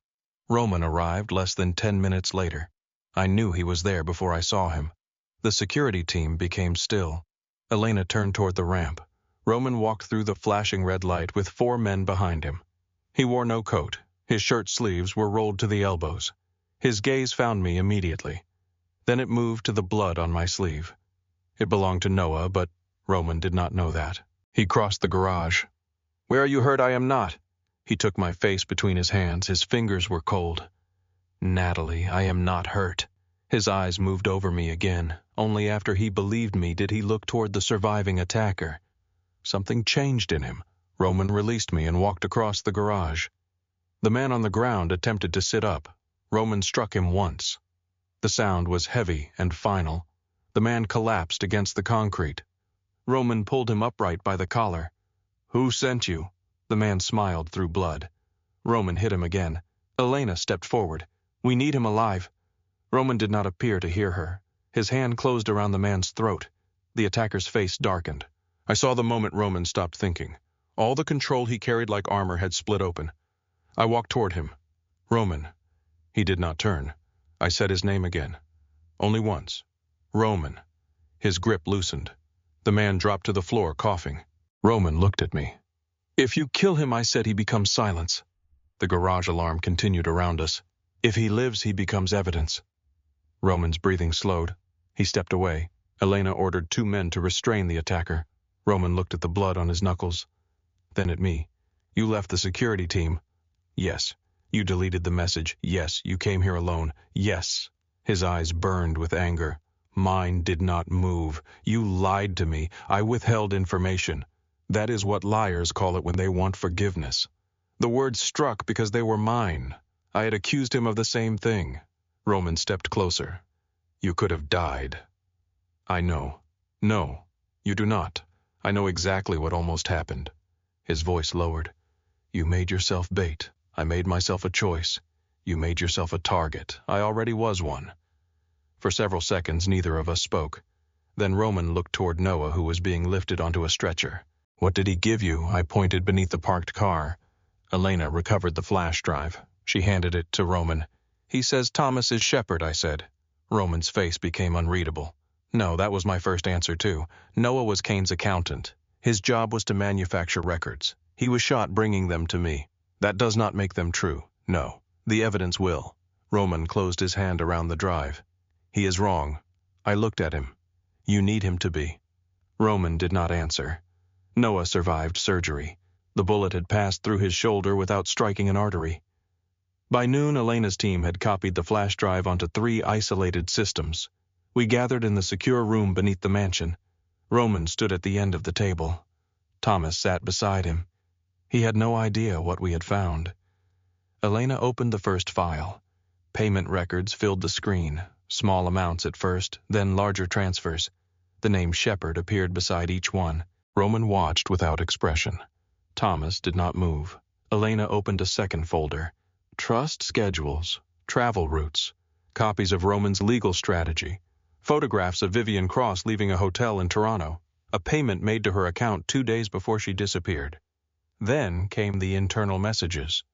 One contained the details of my marriage contract. Another listed my school address. The final message contained Roman's route to the trust hearing. Thomas closed his eyes. No one spoke. Roman looked at him. Tell me this is false. Thomas opened his eyes. He looked older than he had the day before. It is not false. The room changed. Roman did not raise his voice. That made the moment worse. How long Thomas looked down. 7 years. Elena turned toward him stunned. Roman remained still. 7. Yes. You stood beside me for 7 years while Kane listened through you. Thomas's face tightened. I never gave him anything that would kill you. Roman struck the table with both hands. The sound shook the room. He sent men after my wife. Thomas looked at me. Shame entered his eyes. I did not know. You gave him her address. I gave him the security schedule after he threatened to expose everything. What everything? Thomas's shoulders lowered. The man who had entered the room as Roman's advisor seemed to disappear. What remained was an old man carrying something too heavy for too long. After Charles Bennett withdrew from the freight deal, Marco needed money. He asked me to move funds through several union accounts. Roman stared at him. My father did not ask you to do that. He did. You are lying. I forged the signatures. I hid the source. The money kept the crews loyal for 3 months. And then the records disappeared. Kane found them. Thomas nodded. Victor Kane found copies before he died. Silas inherited them. Elena crossed her arms. He threatened prison. Prison for me. Public disgrace for Marco. Investigation of every company built with those funds. Roman's voice became quiet. So you sold me to protect my father's memory. Thomas flinched. I told myself I was protecting the family. That excuse has followed me through 2 generations. No one looked at me, but I heard my own family inside the words. Thomas wiped a hand across his face. At first, Kane asked for things that did not matter. Meeting times, old contracts, names everyone already knew. And when did it begin to matter? Thomas looked at Roman. When I no longer knew how to stop. Roman turned away. Elena stepped closer to Thomas. You gave Kane Vivian. Thomas did not deny it. You knew she was being paid to leave. Yes, you leaked the marriage agreement. Yes, you gave them Natalie's school. Thomas looked at me. I am sorry. I felt no comfort in the words. Did you know they planned to take me? No. Would it matter if you had? He lowered his eyes. Roman walked toward the wall. For one terrible second, I thought he would reach for the gun beneath his jacket. Instead, he pressed both hands against the cold concrete. Thomas spoke softly. I will testify. Roman did not turn. I will give the trustees every message, every payment, every name. You think confession repairs betrayal? No. Then why offer it? Because it is the only useful thing I have left. Roman faced him. You will go to prison. I know. Cain will call you a liar. Then let him. He will destroy my father's name. Thomas looked at him. Your father's name has been destroying you for years. The word struck the room like a shot. Roman crossed the distance between them. Elena reached for her weapon. I stepped between Roman and Thomas. Roman stopped so close that I could feel his breath. Move. No. He betrayed my father. He betrayed you. That does not make it better. It makes it yours to decide. His eyes held mine. What would you have me do? Use the truth before you bury it. Thomas stood behind me silent. Roman looked past my shoulder. If you testify, you tell everything. Yes, you do not protect my father. No, you do not protect yourself. Thomas swallowed. No. Roman stepped back. Then start writing. The next 2 days moved without sleep. Noah gave a recorded statement from his hospital room. Thomas listed every payment and every document he had provided to Cain. Elena traced the surveillance contractors to a private security company owned through 3 shell corporations. Grant's name appeared in 17 property transfers. Sloan agreed to give us access to the records she had copied from his office. Roman barely spoke to me. He worked in the secure room, then disappeared into meetings. When our eyes met, I saw anger. Not only at me, at himself, at Thomas, at the fact that trust had become another weapon. On the morning before the hearing, I asked Elena to arrange a meeting with Grant. She looked at me as though I had requested a walk through gunfire. Roman will say no. I am not asking Roman. That is why he will say it louder. Grant knows more than the records show. Elena considered this. Public place, yes. Full surveillance, yes. You do not leave the table. I can agree to that. She nodded. Do not mistake agreement for approval. I never do. Grant chose a hotel bar near the river. He arrived 15 minutes late, wearing the same navy suit he had worn to our rehearsal dinner. He sat across from me and looked at the wedding band on my finger. So it is true. You have seen the certificate. I thought it was a stunt. You married my sister. His mouth tightened. That was different, how I loved her. Do you? He looked toward the windows. I placed copies of the property records on the table. Grant's face changed. Where did you get those, Sloan? His jaw hardened. She had no right. That is an interesting position. He pushed the pages back toward me. You do not understand what you are involved in. I understand that you used my father's company to move properties for Silas Cain. His eyes flickered toward the bartender. The room was almost empty. Elena sat in the lobby beyond the glass doors. You think Roman told you everything Grant asked? No, he was watching us before the wedding. I know. He married you because of your father. I know. Grant leaned closer. You are a symbol to him, nothing more. The words hurt because they were designed around a fear I already carried. I did not let him see it. And what was Sloan to you? He looked away. A doorway. Silence. To my father's company, Grant said nothing. I continued. You did not choose her over me. You chose what you thought she could give you. She understood ambition. She understood being praised. His expression hardened. You always thought you were better than us. No, I thought you were better than this. That struck him. His face tightened. I placed my phone on the table. The conversation is being recorded. Grant reached across and grabbed my wrist. The movement was fast. So was the voice behind him. Take your hand off my wife. Roman stood several feet away. He wore a black suit with no tie. Grant released me immediately. Roman did not touch him. He did not need to. Grant looked around the room. You planned this. I turned the phone toward him. You will testify that Cain directed the property transfers. No. Then the federal investigators receive everything without your cooperation. His face lost color. Roman sat beside me. If you cooperate, your attorney can negotiate the terms of surrender. Grant looked at him. And if I do not? Roman's expression remained calm. You discover how little protection Silas Cain offers men who stop being useful. Grant agreed before the hour ended. The trust hearing took place the following evening at the Hawthorne Club. The building stood along the river behind stone columns and dark windows. Inside men who controlled unions, construction firms, political offices, and shipping contracts gathered beneath portraits of dead industrialists. Silas Kane stood near the fireplace when we entered. He was older than Roman by nearly 20 years, silver-haired and elegant. He smiled at me. "Mrs. DeLuca, Mr. Kane, you look well for a woman who married into danger. You look calm for a man who paid others to create it." His smile remained. Roman touched my back lightly. We took our seats. Silas presented first. He described the marriage as a fraud. He displayed the photographs from Blackthorn, the contract payment, and the old records connecting our fathers. He spoke gently as though concerned for me. That young woman was humiliated, isolated, and approached at the most vulnerable moment of her life. Every word was true. That is how predators operate. Several trustees looked at Roman. Others looked at me. When Silas finished, Roman's attorney began to stand. I touched his arm. Then I rose. The room became silent. "Yes," I said.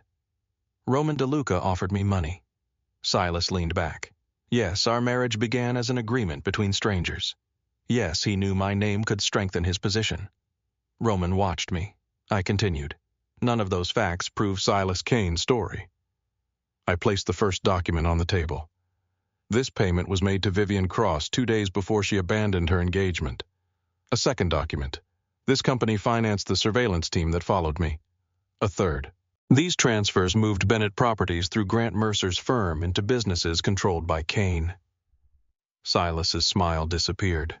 Thomas entered through the rear doors. Every head turned. Roman did not look at him. Thomas took the empty chair beside our attorney and placed his written confession on the table. "I provided Silas Kane with internal information for 7 years. The room erupted. Arthur Bell demanded silence. Thomas described the blackmail, the payments, and the leaked trust schedules. Noah's recorded statement followed. Then Grant signed cooperation agreement. Silas stood. "These are frightened men saving themselves." I looked at him. "You are right." The room quieted again. They are frightened. So was I. Fear does not make evidence false. Arthur Bell removed his glasses. "Did you order the attempt to take Mrs. DeLuca?" Silas looked around the room. "No." Elena played the recording from the garage. The surviving attacker's voice filled the hall. "Kane wants the wife before the hearing." Several trustees rose from their seats. Silas's allies began moving toward the exits. Then the lights went out. Darkness swallowed the room. Someone shouted. A gunshot cracked in the service corridor. Elena grabbed my arm. "Move." Emergency lights flashed red along the floor. Roman's men formed a wall between the trustees and the main doors. More gunfire echoed from the lobby. Elena pulled me toward a side corridor. Roman remained behind. "Roman." He turned once. "Go with Elena." The corridor filled with catering staff and security officers. Everyone moved toward the emergency exit except one man. He walked against the crowd. White jacket, black pants, polished shoes, the same kind worn by the attacker in the garage. His right shoulder sat lower than his left. I stopped. "Elena." She turned. The man reached beneath his jacket. Elena fired first. He fell against the wall. A weapon slid across the floor. The trustees screamed. Elena pushed me into a secured room and locked the door. Through the reinforced glass, I saw men running through the corridor. A voice came through Elena's radio. "Main convoy compromised." Another voice answered. "Service vehicles duplicated. Do not use the south exit." I looked through the glass. 2 catering trucks were parked outside. Same company name, same identification number. One had clean tires despite the rain. "That truck," I said. "The one near the loading entrance." Elena looked. "The tires." She understood. She spoke into the radio. "Reroute Roman through the lower loading area. The south truck is false." Gunfire erupted outside. The glass vibrated. Minutes passed like hours. Then Elena received another message. "Roman is clear." I exhaled. Silas gone. Roman had a route to pursue him. Instead, he returned to the club. He entered the secured room with blood on his collar that did not belong to him. His gaze found me. He crossed the room and pulled me against him. No hesitation, no concern for who watched. His arms tightened around me as though he had reached the only solid thing left in the building. "You let him go," I whispered. Roman's face pressed against my hair. I chose what I was not willing to lose. Later that night the mansion was silent. Kane's allies had withdrawn. The trustees had rejected his petition. The trust remained under Roman's control. He found me in the winter garden. Bare rose branches reached toward the glass ceiling. Roman carried a folder. He placed it on the table between us. Inside were signed annulment documents. "The trust is secure," he said. "Kane has lost the organization." I looked at the papers. "You are ending the contract. You fulfilled every obligation. That is not what I asked." Roman's eyes held mine. "You do not owe me another day." For the first time since I met him, there was no deadline, no threat, no family waiting behind a door. Only Rome and the papers and the life I could leave behind. I placed my hand on the first page. The choice belonged entirely to me. My hand remained on the annulment papers. Roman stood across from me in the winter garden, silent beneath the glass ceiling. Rain moved in thin streams above us. Beyond the windows, Lake Michigan disappeared into darkness. The folder between us held everything he had promised. Freedom, money, a clean ending. I had spent my entire life waiting for other people to decide what was best for me. My parents had called it protection. Grant had called it certainty. Sloan had called it love. Roman called it a contract. At least he had never pretended it was anything else. "You already signed these?" I asked. "Yes, you did not speak to me first." "If I asked you to stay before giving you a way to leave, the question would not be fair." I looked down at his signature. The ink was dry. "You think I would stay because I am afraid of what happens outside these gates. I think fear has made enough decisions for both of us." His voice was controlled, but his hands were not. One rested against the back of a chair, fingers pressed hard into the wood. I had seen those hands hold a weapon. I had seen them covered in another man's blood. I had also seen them loosen when I said his name. "What happens to Silas?" I asked. "Federal agents found him near the Wisconsin border. He was traveling under a false identity. So it is over." "No." Roman looked toward the bare roses.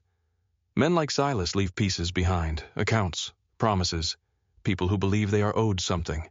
And the trust secure. Your company's still mine, your organization." His expression changed. "That depends on what I decide it becomes." I closed the folder. For months Roman had spoken about the DeLuca empire as though it were a living thing he had inherited, something he had to defend because his father once bled for it. Now he sounded like a man looking at a house after a fire and deciding which walls deserved to remain. "What are you going to do?" I asked. "Separate the legitimate companies from the rest? The gambling operations licensed where possible, closed where they cannot be? The weapons finished?" I studied him.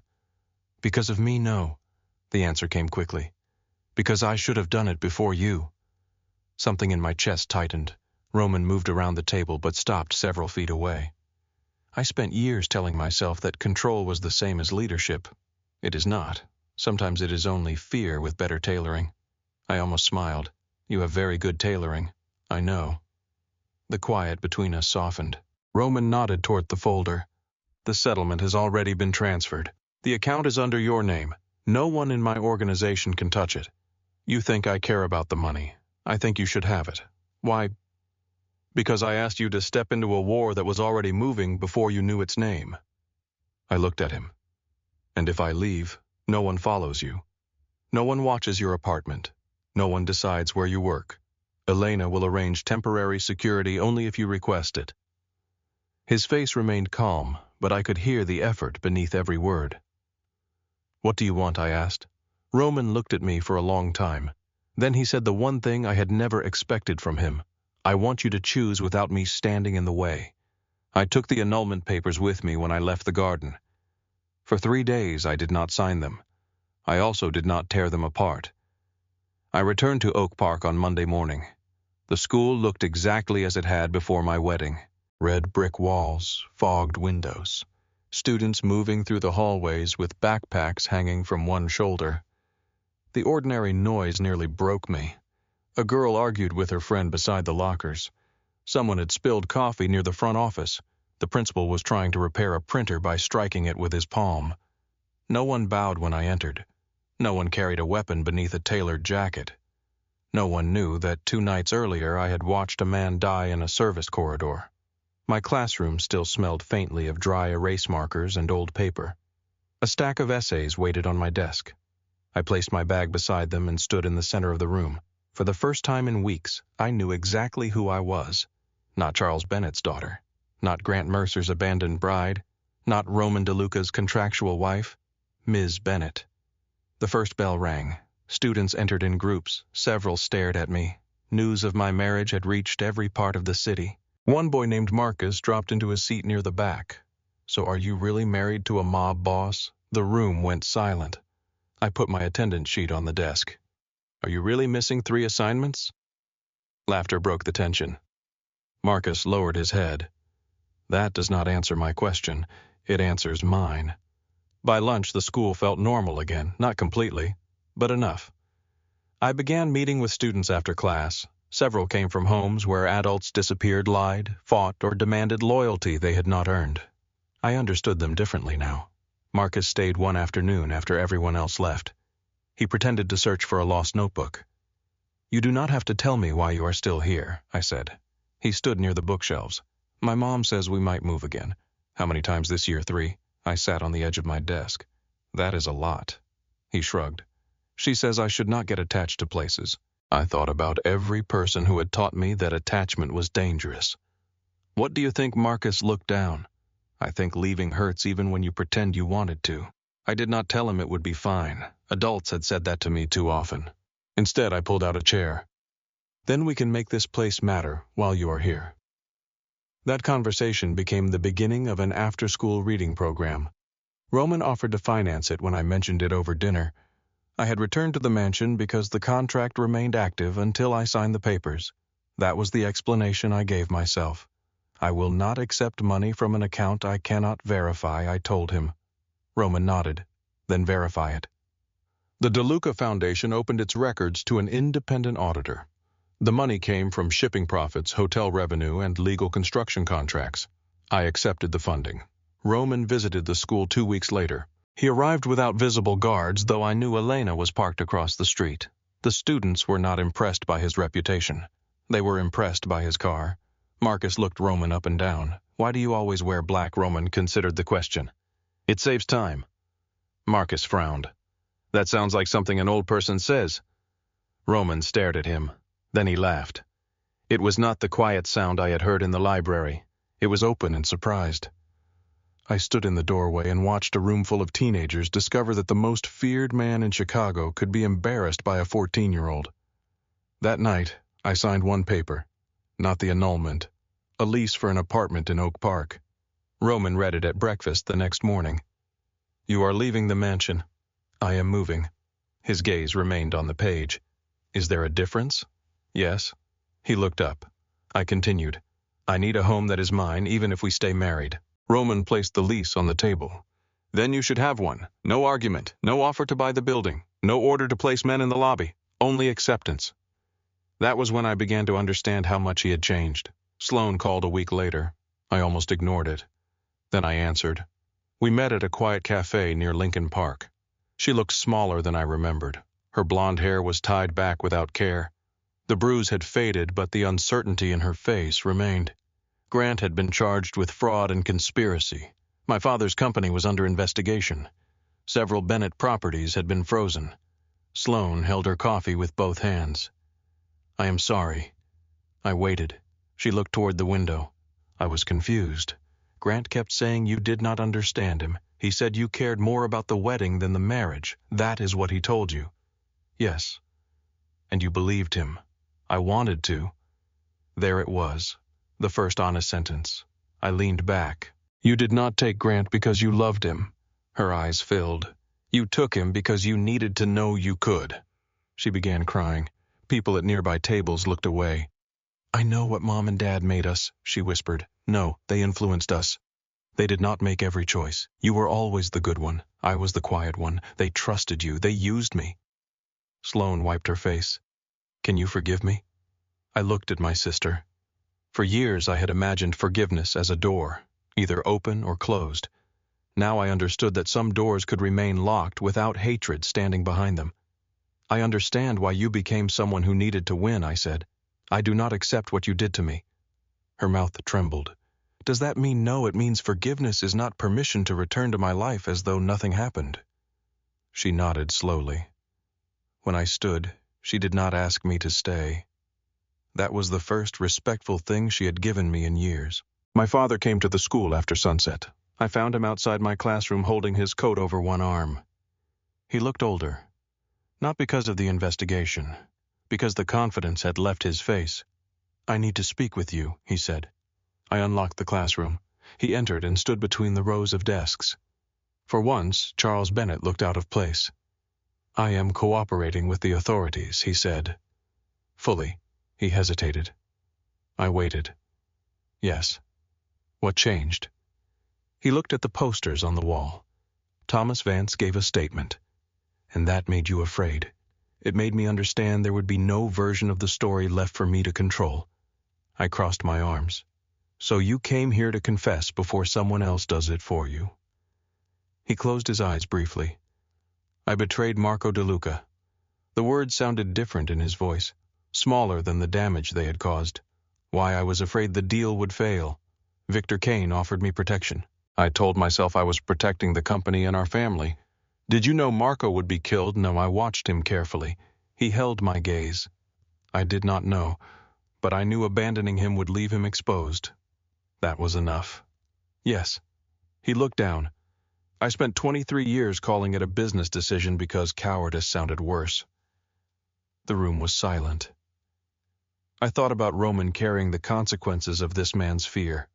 I thought about myself doing the same. "Tell the investigators everything I said." "I will. Do not protect Mom. Do not protect Sloan. Do not protect the company." His face tightened. "Natalie, you spent your entire life protecting the appearance of this family. Try protecting the truth." He nodded. When he left, I did not hug him. I also did not hate him. The absence of hatred felt lighter than forgiveness. My mother called that night. She wanted me to convince my father not to make a public confession. She said the family had suffered enough. I listened until she finished. Then I said, "You taught me that family means protecting the person who caused the damage. Natalie, that is not fair. I do not believe it anymore." I ended the call. My hands did not shake. The wedding dress was returned to me 1 month later. It had been held with other evidence from Blackthorn. Sloan had removed it after the ceremony and left it in a private room before the reception ended in arguments and police questions. The silk had been cleaned. The torn sleeve had been repaired. I took it to a non-profit on the South Side that provided formal clothing to women rebuilding their lives. A volunteer unfolded the gown across a table. "This is beautiful." It was. She looked at me. "Does it have sentimental value?" "Yes." "Are you certain?" I ran my fingers across the repaired lace. The dress no longer felt like mine. Maybe it never had. "It should belong to someone who chooses to wear it," I said. That evening I returned to the winter garden. Roman stood among the bare rose bushes. Small green buds had appeared along the branches. He held the annulment folder. I had left it on his desk that morning. "You did not sign," he said. "No. You also moved out." "Yes." His expression revealed nothing. I stepped closer. "I will not stay in the marriage we signed that night." Roman's eyes lowered for 1 second. Then he nodded. "I understand. No, you do not." He looked at me again. I opened the folder and tore the papers in half. The sound seemed impossibly loud beneath the glass ceiling. Roman stared at the pieces. "I will not stay because of a deadline, a trust, or money," I said. "I will not be your symbol. I will not be your protection against Silas Kane or my father's punishment." Roman did not move. "But I will build something new with you." The control left his face. "Not completely." "Enough, Natalie. I need honesty, even when it makes you look weak. Yes, I need my own work, my own home, and the right to challenge every part of your world that enters mine. Yes, I will leave if you call control protection again." A quiet breath left him. "Understood." I looked at the ring on my hand. "Then ask me properly." Roman reached into his pocket. He held the same plain silver ring from our first ceremony. Then he closed his hand around it. "No." I raised an eyebrow. He walked to a stone bench and opened a small wooden box resting there. Inside was a simple diamond ring. Nothing excessive, nothing chosen for display. "I bought this after you moved out," he said. "I did not know whether I would ever give it to you." Roman DeLuca lowered himself to one knee among the winter roses. The man who had commanded armed rooms now looked more vulnerable than he had with a gun against his chest. "I know how to make men obey me," he said. "I know how to make enemies afraid. I do not know how to ask someone to stay without offering something in return." His voice roughened. "I love you. Not because you saved the trust. Not because your name changed the balance of power. I love you because you see every part of me I tried to hide, and you still demand that I become better than it." I looked down at him. "What happens if I say no? You leave with everything I promised. No one follows you." That answer mattered more than the ring. I held out my hand. "Yes." We married again in the Winter Garden 3 months later. There were no business partners invited for appearance. No reporters. No deadline waiting beyond the glass. Elena stood near the front in a dark green dress. Noah attended with his arm still stiff from the garage wound. Rachel Kim sat beside several teachers from Oak Park. Thomas came under supervision while awaiting sentencing. My father sat in the final row after giving a full public statement. My mother and Sloane were not there. Their absence hurt. It was also honest. I wore a simple ivory dress chosen alone. Roman waited beneath an arch of winter roses. The branches were no longer bare. When I reached him, he took my hand and asked quietly, "Are you certain?" I smiled. "I know where the doors are." The officiant asked whether I took Roman as my husband. This time there was no contract beneath my answer. No empire resting on the word. No family waiting to replace me. "I choose you," I said. Roman's fingers tightened around mine. "I choose you." Snow began falling over Lake Michigan after the ceremony. Roman placed his coat around my shoulders as we stepped outside. Through the glass I could see the room where I had married him for the second time. My sister thought she had stolen my future when she took my place beside the man I was supposed to marry. She was wrong. She had only taken the life everyone else had chosen for me. 6 hours later, I married a man the entire city feared. He did not rescue me. He gave me a contract, a door, and the freedom to walk away. In the end, I stayed. Not because I had nowhere else to go, because for the first time in my life, the choice was mine.